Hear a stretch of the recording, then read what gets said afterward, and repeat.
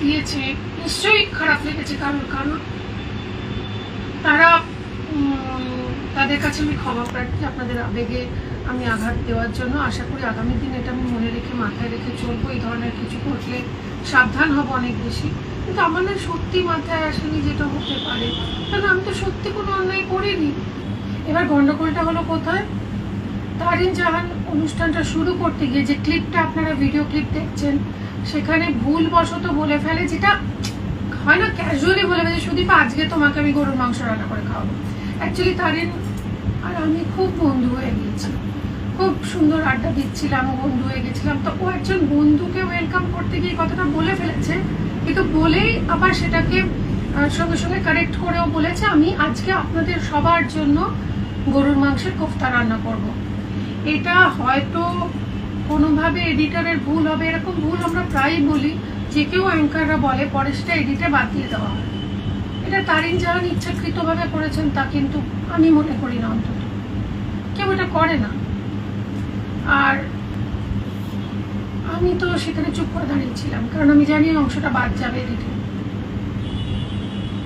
সেটা কোনো কারণে হয়তো মিস্টেক বাই মিস্টেক সেটা হয়নি, তার দায়টা আমার উপর বর্তায় না। এবং অন্যের ধর্মাচরণে বাধা দেওয়ার অধিকার আমার কোনো নেই। আমি একটা অন্য দেশে দাঁড়িয়ে রয়েছি যেখানে তাদের জাতীয় খাবারের মধ্যে পড়ে গরুর মাংস, সেখানে দাঁড়িয়ে আমি বলতে পারি না যে তারিন তুমি এটা রান্না করো না। কারো ধর্মীয় আচরণে বাধা দেওয়ার কোনো অধিকার অন্য কোনো ধর্মের মানুষের আছে বলে আমার তো জানা নেই।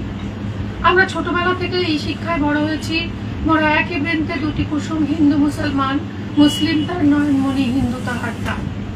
মোরা একই বৃন্তে দুটি কুসুম, হিন্দু মুসলমান।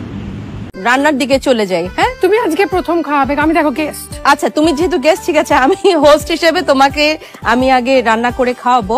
ইনফ্যাক্ট তোমার উপলক্ষে দর্শকদেরকে দেখাবো। এটা হচ্ছে গরু মাংসের কোফতা, বাট এই কোফতাটার বিশেষত্ব হচ্ছে এটা কিন্তু তোমার ভাজতে হবে না। কোফতা ভাজতে হবে না? একটু ডিফারেন্ট ওয়েতে, সেটাই হচ্ছে বিশেষত্ব। এটা দেখিয়ে দিচ্ছি। এখানে গরু মাংসের কিমা আছে, এটা একদম কিমা করে পানি ঝরিয়ে রাখা হয়েছে। একটা মিহি কিমা হয় আর একটা হয় একটু মাংস মাংস থাকবে, ওই মাংস কিমাটা কিন্তু কিমার ঘুগনি বা কিমা কারি বা কিমা ফ্রাই এগুলোতে খুব ভালো যায়। কাবাবের জন্য অবশ্যই যদি কাবাব বানাতে চান তাহলে কিন্তু একটু ফ্যাট চপ করে দিতে বলবেন, ফ্যাট ফ্রি নেবেন না। এটা কিন্তু তাই নেওয়া হয়েছে, একটু ফ্যাট আছে, দেখো সাদা সাদা দেখতে পাচ্ছ। ওই কোফতাতে কি হবে, ভেতরটাকে ময়েশ্চার দেবে, বা কাবাবকেও ভেতর থেকে একটা ময়েশ্চার দরকার হয়। বাইরে থেকে তো আমরা ঘি ব্রাশ করছি, কিন্তু ভেতর থেকে ময়েশ্চারটা, চর্বির আলাদা টেস্ট।